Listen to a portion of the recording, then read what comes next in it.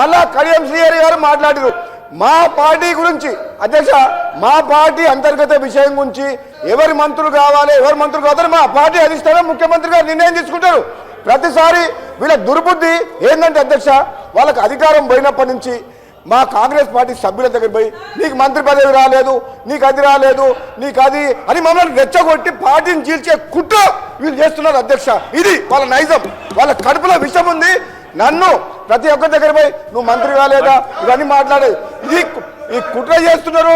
కడియం శ్రీహరి గారు మీరు నాలాంటి మనిషిని పట్టుకొని అధ్యక్ష, నేను తెలంగాణలో పార్లమెంట్లో తెలంగాణ కోసం కొట్లాడిన మనిషిని, నా పదవిని ఇట్లా గడ్డిపోతరావు పడేసి మీకు వ్యతిరేకంగా పోరాటం చేసిన మనిషిని. నాకు పదవులు ముఖ్యమా అధ్యక్ష? నేను పదవుల కోసం పాకుల మనిషిని అయితే పదవికి రాజీనామా చేసి మీ ప్రభుత్వాన్ని మున్గోడు ప్రజల కాళ్ళ దగ్గర తీసుకొచ్చా.